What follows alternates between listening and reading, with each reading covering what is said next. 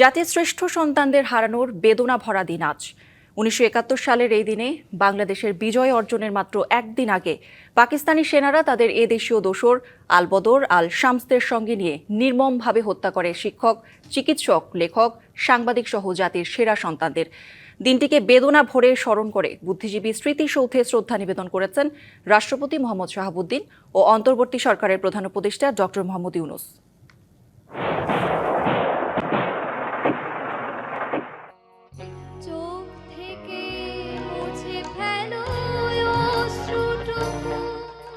চোদ্দই ডিসেম্বর শহীদ বুদ্ধিজীবী দিবস। ১৯৭১-এ যখন বিজয়ের দ্বার প্রান্তে বাংলাদেশ, ঠিক তখন তালিকা করে হত্যা করা হয় দেশের সূর্য সন্তান বুদ্ধিজীবীদের। নির্মম হত্যার শিকার বুদ্ধিজীবীদের প্রতি বিনম্র শ্রদ্ধা জানাতে রবিবার সকাল ৭টায় মিরপুরের স্মৃতিসৌধে উপস্থিত হন রাষ্ট্রপতি মোহাম্মদ শাহাবুদ্দিন। এ সময় তাকে স্বাগত জানান তিন বাহিনীর প্রধান। এর কিছুক্ষণ পর পুষ্পস্তবক অর্পণের মধ্য দিয়ে বুদ্ধিজীবীদের প্রতি শ্রদ্ধা জানান রাষ্ট্রপতি। কিছুক্ষণ নীরবে দাঁড়িয়ে স্মরণ করেন শহীদদের।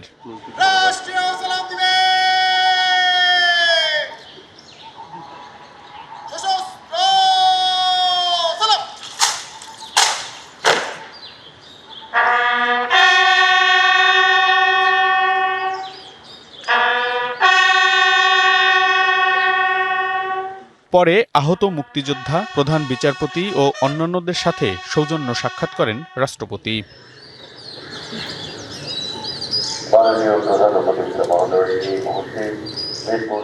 সকাল ৭টা ২০ পুষ্পস্তবক অর্পণের মাধ্যমে শহীদদের প্রতি শ্রদ্ধা নিবেদন করেন প্রধান উপদেষ্টা ডক্টর মোহাম্মদ ইউনূস। উপস্থিত অনেকের সাথে শুভেচ্ছা বিনিময় করেন তিনি। পরে একে একে শ্রদ্ধা নিবেদন করেন প্রধান বিচারপতি, আহত বীর মুক্তিযোদ্ধা, উপদেষ্টা মণ্ডলীর সদস্য সহ অন্যান্যরা। শ্রদ্ধা নিবেদন শেষে মুক্তিযুদ্ধ বিষয়ক উপদেষ্টা বলেন, মুক্তিযুদ্ধকে বাদ দিয়ে চলা যাবে না। কথা বলেন নতুন বাংলাদেশ গড়ার বিষয় নিয়েও। এত বড় অহংকারের জায়গা তো আর খুবই কম আছে। আমাদের শ্রেষ্ঠ সন্তানরা স্বাধীনতা যুদ্ধের সময় হানাদার বাহিনী কর্তৃক নিহত হয়েছেন। নতুন বাংলাদেশ তো জনগণ তৈরি করবে। এটা জনগণের সর্ব অবস্থান থেকে জনগণের পার্টিসিপেশনে নতুন বাংলাদেশ গড়ে উঠবে। সামনে তো একটা নির্বাচন আসছে, সেই নির্বাচনে জনগণ অংশ নেবে, আনন্দ উৎসবের সাথে অংশগ্রহণ করবে। পরে সর্বসাধারণের জন্য উন্মুক্ত করে দেয়া হয় স্মৃতির মিনার, যাতে শ্রদ্ধা জানাতে ঢল নামে বিভিন্ন শ্রেণী পেশার মানুষের। ১৯৭১ সালে পাকিস্তানি বাহিনী এবং রাজাকাররা মিলে জাতির শ্রেষ্ঠ সন্তানদের খুঁজে খুঁজে এনে হত্যা করেছিল বাঙালি জাতিকে দমিয়ে রাখার জন্যই। এরপর থেকে এই দিনটিতে শোক পালনের পাশাপাশি নতুন এক স্পৃহায় জেগে উঠছে পুরো বাংলাদেশ। এখানে শ্রদ্ধা জানাতে আসা সাধারণ মানুষ বলছেন, শহীদ বুদ্ধিজীবীদের স্বপ্ন বাস্তবায়ন করতে পারলেই প্রকৃতপক্ষে সম্মান দেখানো হবে তাদের প্রতি। মনিরুল সোহাগ, ডিবিসি নিউজ, ঢাকা। মিরপুরের শহীদ বুদ্ধিজীবী স্মৃতিসৌধে শ্রদ্ধা নিবেদন করেন বিএনপি সহ বিভিন্ন রাজনৈতিক দলের নেতারা। এ সময় বিএনপি মহাসচিব মির্জা ফখরুল ইসলাম আলমগীর ভোট নিয়ে আবারও দৃঢ় প্রত্যয় ব্যক্ত করে বলেন, যত ষড়যন্ত্রই হোক কেউ নির্বাচন বানচাল করতে পারবে না। অন্যান্য দলের নেতারা দেশে হত্যা, ষড়যন্ত্রের অবসান ঘটিয়ে সত্যিকারের গণতন্ত্র ফিরিয়ে আনার উপর জোর দেন। মিরপুরের বুদ্ধিজীবী স্মৃতিসৌধে শ্রদ্ধা, শহীদের আত্মার মাগফিরাত কামনায় দোয়া ও মোনাজাতে অংশ নেন বিএনপি মহাসচিব মির্জা ফখরুল ইসলাম আলমগীর। এ সময় তিনি বলেন, নির্বাচনকে সামনে রেখে নতুন করে শত্রুরা হত্যাকাণ্ডে মেতে উঠেছে। সামনের পরিস্থিতি আরও ঘোলাটে হতে পারে বলেও আশঙ্কা করেন তিনি। সূর্য দেখছে, স্বপ্ন দেখছে মানুষ একটা নির্বাচনের মাধ্যমে গণতান্ত্রিক বাংলাদেশ নির্মাণ করবে। সেই সময় আবার নতুন করে বাংলাদেশের শত্রুরা এই হত্যাকাণ্ডে মেতে উঠেছে। আশঙ্কা করছি যে এইরকম আরো ঘটনা ঘটতে পারে। শ্রদ্ধা নিবেদন শেষে এনসিপির আহ্বায়ক নাহিদ ইসলাম বলেন, এ নির্বাচন ক্ষমতা প্রতিষ্ঠার জন্য নয়, সংস্কারের যে প্রতিশ্রুতি তা রক্ষা করতে চান তারা। যে স্বপ্নকে আমরা ৭১-এর পরে বাস্তবায়ন করতে পারি নাই, সেই স্বপ্নকে আমরা ২৪-এর পরে বাস্তবায়ন করব। বৈষম্যহীন গণতান্ত্রিক বাংলাদেশ প্রতিষ্ঠাই আমাদের লক্ষ্য। আমরা মনে করি ৭১-এর সেই আত্মত্যাগ, আমাদের ২৪-এর আত্মত্যাগ, এগুলো একটি ধারাবাহিক সংগ্রাম। রাজনৈতিক, অর্থনৈতিক ও সাংস্কৃতিক নিপীড়নের বিরুদ্ধে সোচ্চার থাকা শহীদদের আত্মত্যাগের শিক্ষায় তরুণ প্রজন্মকে গড়ে তোলার আহ্বান জানান অন্যান্য রাজনৈতিক দলের নেতারা। যেমন ফুলকে রক্ষা করবার জন্য জীবন দিতে হয়েছে, মাটিকে রক্ষা করবার জন্য জীবন দিতে হয়েছে, মানুষের স্বপ্ন এবং সম্ভাবনা সেটাকে রক্ষা করবার জন্য রুখে দাঁড়াতে হয়। আমাদের যে অন্তরের শ্রদ্ধা নিবেদন সেটা আমাদের শহীদদের প্রতি থাকবে এবং মুক্তিযুদ্ধের মধ্য দিয়ে অর্জিত এই বাংলাদেশ তার পথ হারাবে না, আমরা এই পথেই এগিয়ে যাব। পাকিস্তানি হানাদার বাহিনী যেভাবে পরাজিত হওয়ার আভাস পেয়ে এদেশকে মেধাহীন করতে চেয়েছিল, ঠিক একইভাবে ২০২৪-এর যে পরাজিত শক্তি, ফ্যাসিস্ট শক্তি, তারা পরাজিত হওয়ার পর এদেশকে নেতৃত্বহীন করার জন্য আমাদের জুলাই গণঅভ্যুত্থানের নেতৃত্বদেরকে টার্গেট করছে। দেশে অভ্যুত্থানের যে অর্জন, গণতান্ত্রিক যে উত্তরণের প্রক্রিয়া, বিচার, সংস্কার, নির্বাচন, এইটাকে ব্যাহত করার জন্য আওয়ামী লীগ একদিকে, পতিত ফ্যাসিস্টরা একদিকে চেষ্টা করছে, অন্যদিকে কোনো পক্ষ মহলের এজেন্ডা হয়ে দাঁড়িয়েছে নির্বাচনকে পিছিয়ে দেওয়ার। অনেক রক্তের বিনিময়ে জন্ম হয় বাংলাদেশের। সেই রক্তক্ষয়ী ইতিহাসের বেদনাময় ঘটনা দেশের সেরা সন্তানদের হত্যা। এই ঘটনা যেন কোনোভাবে ম্লান না হয়ে যায়, সেদিকে সবাইকে সতর্ক থাকার আহ্বান জানানো হয়। Bijan Kumar Das, DBC news, Dhaka. ধর্মের নামে মানুষকে বিভ্রান্ত করছে একটি শক্তি, যে শক্তিটি স্বাধীনতার বিরোধিতা করেছিল। তাদেরকে বিশ্বাস করার কোনো সুযোগ নেই, এমন মন্তব্য করেছেন বিএনপির মহাসচিব মির্জা ফখরুল ইসলাম আলমগীর। রাজধানীর ডিপ্লোমা ইঞ্জিনিয়ার্স ইনস্টিটিউশনে মহান বিজয় দিবসের অঙ্গীকার হোক, জাতির ক্রান্তি লগ্নে গণতন্ত্র রক্ষায় জাতীয় সংসদ নির্বাচন অপরিহার্য শীর্ষক আলোচনা সভায় তিনি আরও বলেন, এবারের নির্বাচনে দুটি পক্ষ, একটি স্বাধীনতার পক্ষে, অপরটি স্বাধীনতা বিরোধী। নিশ্চয়ই দেশের মানুষ উদার গণতন্ত্রের পক্ষে থাকবেন। মুক্তিযুদ্ধে দেশের শ্রেষ্ঠ সন্তানদের যারা হত্যা করেছে তাদেরকে ক্ষমা করা যাবে না উল্লেখ করে মাথাচাড়া দিয়ে ওঠা আরেক ফ্যাসিস্ট শক্তিকে প্রতিহতের আহ্বানও জানান তিনি। দেশে ফেরার দিন বিএনপির ভারপ্রাপ্ত চেয়ারম্যান তারেক রহমানকে বিরল সংবর্ধনা দিতে নেতাকর্মীদের প্রস্তুতি নেওয়ার আহ্বানও জানান মির্জা ফখরুল। যারা অতীতে আমাদের স্বাধীনতার বিরোধিতা করেছে, আমাদের সমস্ত অগ্রযাত্রাকে ব্যাহত করার চেষ্টা করেছে, আজকে এই প্রশ্নগুলো আসছে এই জন্যে যে এই শক্তিটি আবার মাথা চাড়া দিয়ে উঠেছে। এই শক্তি আজকে আবার মানুষকে বিভ্রান্ত করছে সেই ধর্মের নামেই। 1971 সালেও কিন্তু সেই ধর্মের নামেই বিভ্রান্ত করতে চেয়েছিল। ইনকিলাব মঞ্চের আহ্বায়ক ও ঢাকা ৮ আসনের সম্ভাব্য স্বতন্ত্র প্রার্থী ওসমান হাদির ওপর হামলায় ব্যবহৃত মোটরসাইকেলের মালিককে গ্রেপ্তার করেছে পুলিশ। রাতে মোহাম্মদপুর থেকে আব্দুল হান্নান নামে ওই ব্যক্তিকে গ্রেপ্তার করা হয়। রবিবার সকালে ডিএমপি মিডিয়া সেন্টারে এসব তথ্য জানান ডিসি তালিবুর রহমান। বলেন, ওসমান হাদিকে হত্যা চেষ্টার ঘটনায় হান্নান জড়িত কিনা সে বিষয়টি খতিয়ে দেখা হচ্ছে। অপরাধীদের গ্রেপ্তারের সর্বোচ্চ চেষ্টা করা হচ্ছে। এদিকে রাজধানীর এভারকেয়ার হাসপাতালে চিকিৎসাধীন হাদির অবস্থা এখনও সংকটাপন্ন। তাকে কৃত্রিম শ্বাস প্রশ্বাস দিয়ে রাখা হয়েছে। তার মস্তিষ্কে রক্ত জমাট বেঁধে আছে বলে জানিয়েছে মেডিকেল বোর্ড।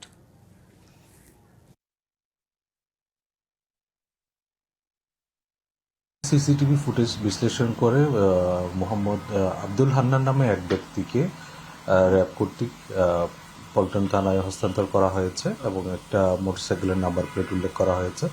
আমরা এই বিষয়টা তদন্ত করে দেখছি তার কোনো সংশ্লিষ্টতা আছে কিনা। ওসমান হাদির গুলিবিদ্ধ হওয়ার ঘটনা ভোটের রাজনীতির জন্য অশনি সংকেত। পরিস্থিতি উন্নতির জন্য সুষ্ঠু নির্বাচন বেশি প্রয়োজন। নির্বাচন বানচাল করতেই এমন হামলা, তাই দোষারোপের পরিবর্তে রাজনৈতিক ঐক্য এখন বেশি প্রয়োজন, এমনটা বলছেন বিশেষজ্ঞরা। সন্ত্রাসীদের মনে ভয় ধরাতে ব্যর্থ হওয়ার কারণেই এমনটা হচ্ছে বলেও মনে করেন তারা। রাজধানীর এভারকেয়ার হাসপাতালে মৃত্যুর সঙ্গে পাঞ্জা লড়ছেন ইনকিলাব মঞ্চের আহ্বায়ক শরীফ ওসমান হাদি। নির্বাচনী তফসিল ঘোষণার ২৪ ঘন্টা পার হওয়ার আগেই গত শুক্রবার দুপুরে গুলিবিদ্ধ হন ঢাকা ৮ আসনের স্বতন্ত্র এই প্রার্থী। ঢাকা বিশ্ববিদ্যালয়ের রাষ্ট্রবিজ্ঞান বিভাগের ছাত্র ছিলেন হাদি। প্রার্থী হবার পর তার এভাবে গুলিবিদ্ধ হওয়া সরকারের ব্যর্থতা বলেই মনে করেন তার শিক্ষক। হাদি যেহেতু আমার সরাসরি ছাত্র, তার এই আহত হওয়াটা আমাকে প্রচণ্ড পীড়া দিয়েছে। প্রধান নির্বাচন কমিশনার যে বক্তব্য দিয়েছেন জাতির উদ্দেশ্যে, এইটা আমি মনে করি একটু ত্রুটিপূর্ণ। যে নির্বাচন করার বড় চ্যালেঞ্জ হলো ট্রেডিশনাল এবং নন ট্রেডিশনাল সিকিউরিটি থ্রেট। তো এখন কিন্তু আমরা দেখতে পাচ্ছি ট্রেডিশনাল থ্রেটটাও ইম্পর্টেন্ট হয়ে গেছে। নিরাপত্তাটা মানসিক ব্যাপার এবং এটা একটা সরকারের পক্ষ থেকে ক্রিমিনালদেরকে থ্রেট দিতে হয়, মানসিক ভয় দেখাতে হয় তার ক্রিমিনালদেরকে। কিন্তু যদি ভয় পেয়ে যায় সাধারণ মানুষ, আসলে মহাবিপদ। জুলাই যোদ্ধার এভাবে গুলিবিদ্ধ হওয়া নির্বাচনের জন্য অশনি সংকেত বলে মত নিরাপত্তা বিশ্লেষকের। সবকিছু মিলে অবশ্যই এটা খুবই একটা উদ্বেগের কারণ, তবে এটা অশনি সংকেত। এই কারণে যে আমাদের এখনো 2 মাস বাকি আছে নির্বাচনের জন্য, এ ধরনের যদি আরো কোনো সহিংস ঘটনা ঘটে তাহলে পরিবেশকে আরো অবনতি করাবে, এবং আমরা কোনোভাবেই চাই না যে যারা সম্মুখভাবে বাংলাদেশের নেতৃত্ব দিয়েছিল এই সংগ্রামে তাদের কোনো ক্ষতি হোক। এমন পরিস্থিতিতে দোষারোপের রাজনীতি পরিহার করা উচিত বলে মত এই বিশ্লেষকের। ইনকলাবের ছেলেরা তো বলেছে যে মির্জা আব্বাস গুলি করেছে, তো এটাও তাদের বলা ঠিক হয় নাই, কারণ না জেনে ফট করে একটা লোকের সম্বন্ধে বলা উচিত না। আর এদিকে বিএনপির মহাসচিবও উনিও উত্তেজিত হয়ে গেছে। উনি বলছেন যে এরকম করলে পরে আমি হুঁশিয়ার দিচ্ছি, হুঁশিয়ারি দিলাম, ভালো হবে না। 2 পক্ষেরই তো মাথা ঠান্ডা করতে হবে। তো বড় সংকটেও যদি আমরা একত্র হতে না পারি তাহলে করণীয় কি হতে পারে? করণীয় একমাত্র হতে পারে যদি আমরা সবাই সংঘবদ্ধ হই। সংকট উত্তরণে সাহসিকতার সঙ্গে পরিস্থিতি মোকাবিলার পরামর্শ তাদের। সাহস না থাকলে তো আমরা আমাদের তো এটা একটা অস্তিত্বের প্রশ্ন। যদি সাহস না দেখাই তাহলে আমরা অন্ধকারে তলিয়ে যাব, আর যদি সাহস দেখাই তাহলে আমরা মানুষের মতো মানুষ, একটা জাতির মতো জাতি হয়ে বেঁচে থাকবো।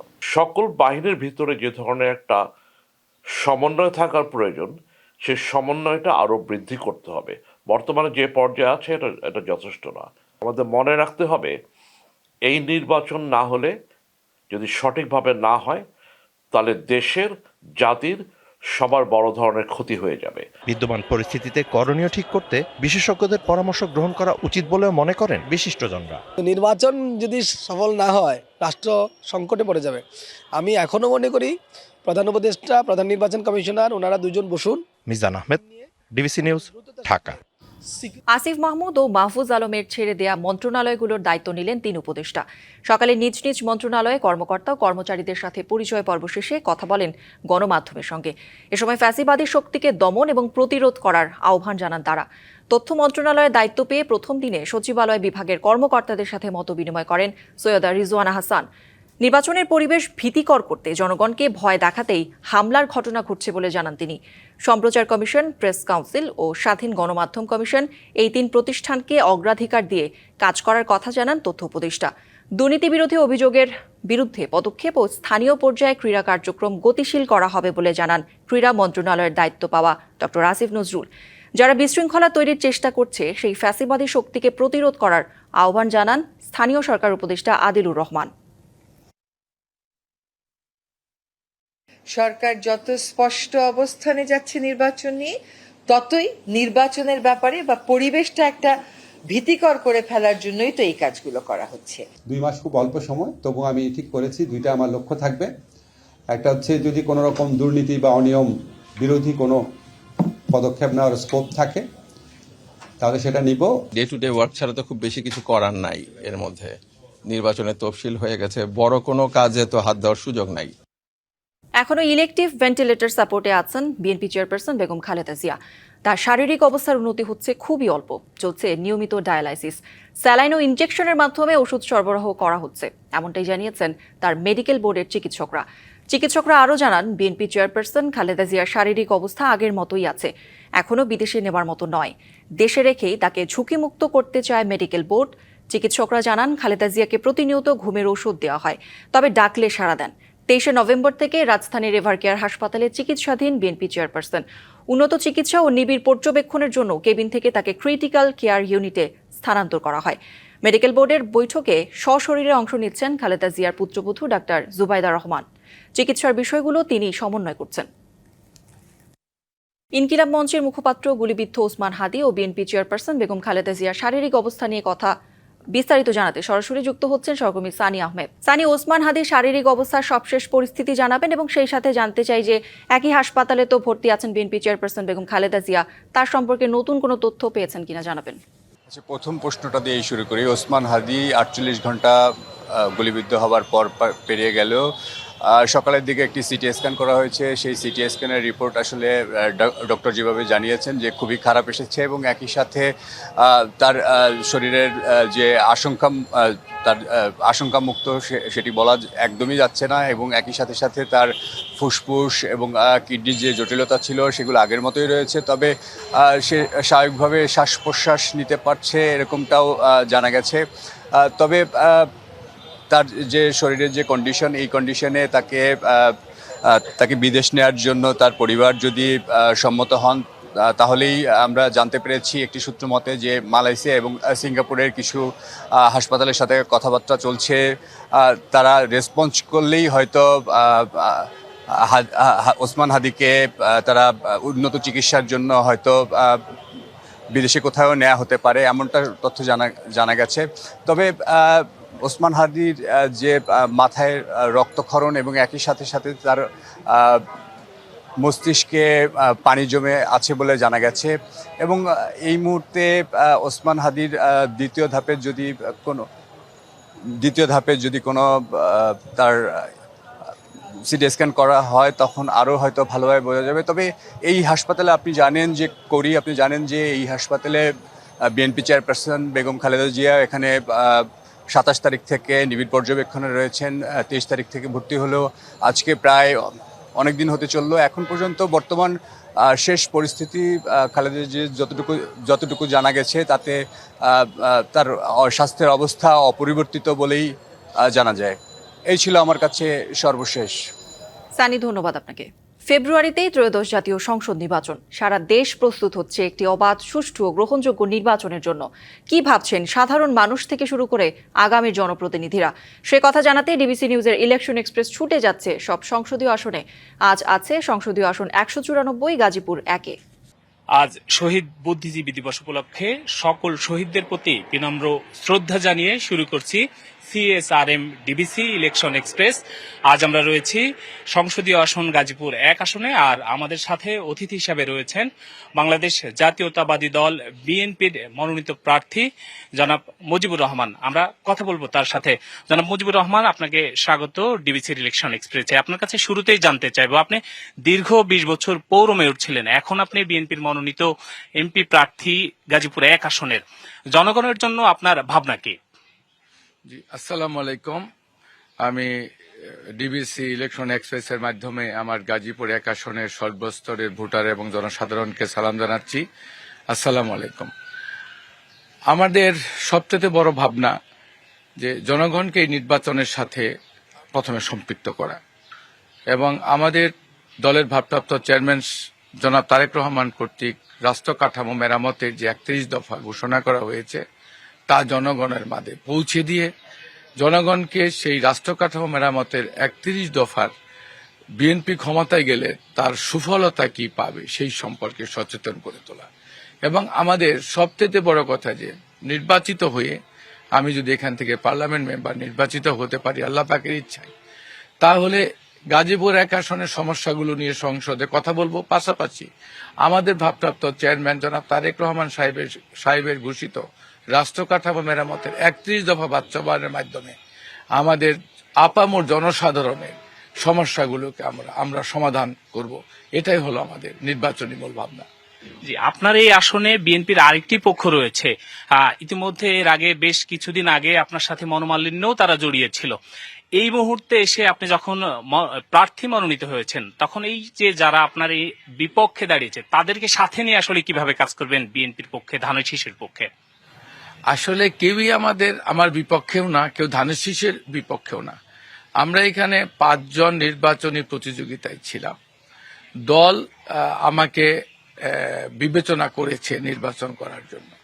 তো তাদের সাময়িকভাবে কিছুটা তাদের নেতাকর্মীদের মন খারাপ হওয়াটা স্বাভাবিক। যদি দল আমাকে না দিত, আমার বা যারা আমার এই নির্বাচনী মনোনয়ন প্রক্রিয়ায় আমার সমর্থক ছিল তাদেরও কিছুটা মন খারাপ হতো। কিন্তু আমরা সবাই দলের আদর্শিক একজন কর্মী, আমাদের অনেক ত্যাগ আছে, তাদেরও অনেক ত্যাগ আছে। আমরা মনে করি যে আমাদের সবচেয়ে বড় জিনিস হলো আমরা বিএনপি পরিবারের সদস্য। আমাদের নেত্রী বেগম খালেদা জিয়া, আমাদের মাতা অসুস্থ, আমাদের ভারপ্রাপ্ত চেয়ারম্যান সাহেব 25 তারিখে দেশে ফিরছেন। দেশে একটা নির্বাচিত সরকার খুব জরুরি এবং বিগত 16 বছর আমরা নানামুখী নির্যাতন নিপীড়নের শিকার হয়েছি। আমরা চাই দেশে একটি গণতান্ত্রিক সরকার প্রতিষ্ঠিত হোক এবং তারেক রহমান সাহেব আল্লাহ পাকের ইচ্ছায় নির্বাচিত হয়ে দেশের প্রধানমন্ত্রী হোক, সেটাই হলো আমাদের মূল লক্ষ্য। সেই মুজিবুর রহমান, ছোট্ট করে যদি একটু বলতেন যে গাজীপুর এই এক আসন শিল্পনগরী বলা চলে, এই এক আসনে সন্ত্রাসী, চাঁদাবাজি বা দুর্নীতি রুখতে আপনার ভূমিকা কি হবে যদি প্রতিনিধি হয়ে নির্বাচিত হয়ে আসেন? আচ্ছা, আমি যে 20 বছর কালিয়াকৈর পৌরসভার মেয়র ছিলাম, আমি সব সময় মাদক এবং সন্ত্রাস, চাঁদাবাজির বিরুদ্ধে সোচ্চার ছিলাম এবং আমি যদি এখান থেকে পার্লামেন্ট নির্বাচিত হতে পারি জনগণের দোয়া সমর্থন নিয়ে, তাহলে এটাও হবে আমার নির্বাচন উত্তর একটা মানে বাস্তবায়নের জন্য অন্যতম একটি অঙ্গীকার। এবং আমার প্রার্থী হিসাবে গাজীপুর একের আমার কিছু নির্বাচনী অঙ্গীকার থাকবে, যার মধ্যে এটা অন্যতম। আশা করি জনগণকে সাথে নিয়ে প্রশাসনের সহযোগিতায় অতীত অভিজ্ঞতাকে কাজে লাগিয়ে আমরা সেটা সন্তোষজনকভাবে সমাধান করতে পারবো ইনশাল্লাহ। জি, অসংখ্য ধন্যবাদ আপনাকে। আমরা জানছিলাম মুজিবুর রহমানের কথা। প্রিয় দর্শক, আজকের মতো গাজীপুর এক আসন থেকে শেষ হচ্ছে আমাদের ডিবিসি সিএসআরএম ইলেকশন এক্সপ্রেস। পরবর্তী আয়োজন আমাদের গাজীপুর 2 আসনে। ততক্ষণ ডিবিসির সাথেই থাকুন। শহীদ বুদ্ধিজীবী দিবসে সারা দেশে শ্রেষ্ঠ সন্তানদের শ্রদ্ধাভরে স্মরণ করছে জাতি। স্মৃতিসৌধে শ্রদ্ধা জানাতে আসা মানুষরা বলছেন ৭১কে ভুলে যাবার সুযোগ নেই, তাহলে নিজেদের অস্তিত্বই সংকটে পড়বে। এ সময় জাতির শ্রেষ্ঠ সন্তানদের স্মরণ করে সামনে এগিয়ে যাওয়ার প্রত্যয় জানায় তরুণরা। শহীদ বুদ্ধিজীবী দিবসে জাতির শ্রেষ্ঠ সন্তানদের প্রতি শ্রদ্ধা জানিয়েছেন চট্টগ্রামের নানা শ্রেণী পেশার মানুষ। এ সময় তারা চট্টগ্রামের বৌদ্ধভূমিগুলোকে সংস্কার ও সংরক্ষণের জোর দাবি জানান। এখনো অনেক বৌদ্ধভূমি আছে যেগুলা চিহ্নিত করা যায় নাই, সেগুলো চিহ্নিত করা দরকার। মুক্তিযুদ্ধগুলো আছে, এইগুলো এবার সংরক্ষণের একটা উদ্যোগ নেওয়ার দাবি জানাবো। যে বাংলাদেশের লাখো শহীদের রক্তের বিনিময়ে অর্জিত যে স্বাধীনতা বিজয় আমরা সেদিন অর্জিত করতে পারবো, যেদিন মানুষ তাদের মৌলিক অধিকার এবং গণতান্ত্রিক অধিকারগুলো তারা ফিরে পাবে। সিলেটে বুদ্ধিজীবী স্মৃতিস্তম্ভে ফুল দিয়ে শ্রদ্ধা জানানো হয়। প্রথমে বীর মুক্তিযোদ্ধা, পরে জেলা ও বিভাগীয় প্রশাসন, সিটি কর্পোরেশন সহ বিভিন্ন সরকারি দপ্তরের পক্ষ থেকে শ্রদ্ধা জানানো হয়।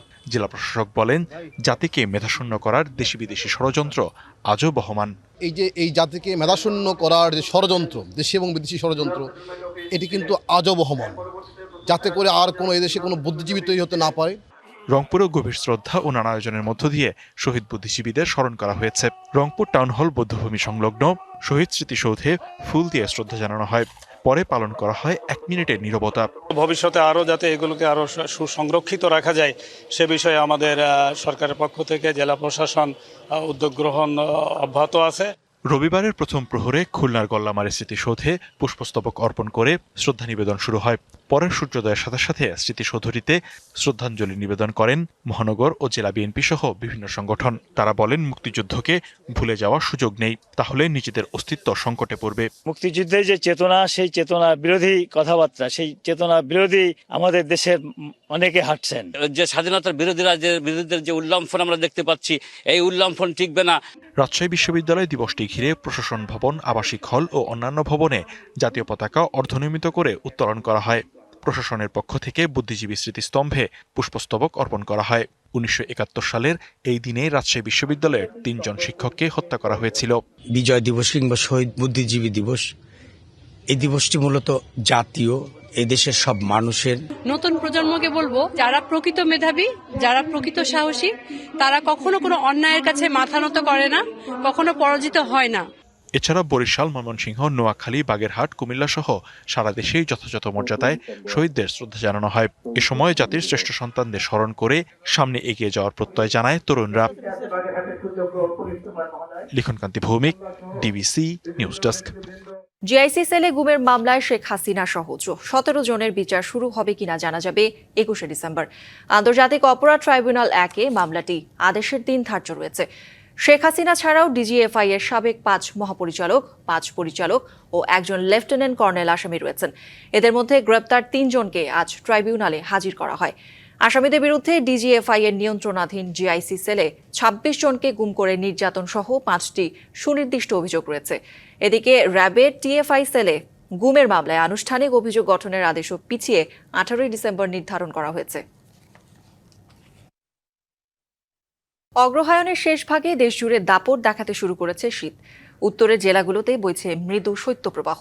সকালে দেশের সর্বনিম্ন তাপমাত্রা রেকর্ড করা হয় পঞ্চগড়ের তেঁতুলিয়ায় ৯ ডিগ্রি সেলসিয়াস। হিমালয় থেকে আসা হিমেল হাওয়ায় জবুথবু জেলার মানুষজন। ভোরবেলার কুয়াশায় ঢাকা থাকছে চারদিক। শীত নিবারণের জন্য আগুন পোহাতে দেখা গেছে মানুষজনকে। সময় বাড়ার সঙ্গে সঙ্গে সূর্য দেখা দিলেও হিমেল বাতাসে অনুভূত হচ্ছে কনকনে ঠান্ডা। ঠাকুরগাঁওয়ের শীত আজ আরও এক ধাপ এগিয়ে গেল। সকালে জেলার সর্বনিম্ন তাপমাত্রা ৯.৫ ডিগ্রি সেলসিয়াস। চলতি মৌসুমে এই জেলায় যেটি এখন পর্যন্ত সর্বনিম্ন। ভোর থেকে ঘন কুয়াশা আর হিমেল বাতাসে কার্যত স্থবির শহর ও গ্রামাঞ্চল। শীতের তীব্রতায় সবচেয়ে বেশি বিপাকের নিম্ন আয়ের মানুষ। অনেকে জীবিকার প্রয়োজনে শীত উপেক্ষা করে কাজে বের হলেও কনকনে ঠান্ডা তাদের জন্য বড় দুর্ভোগ হয়ে দাঁড়িয়েছে। গত কয়েকদিন ধরে শীত বাড়ায় সর্দি কাশিতে আক্রান্তের সংখ্যাও বৃদ্ধি পাচ্ছে।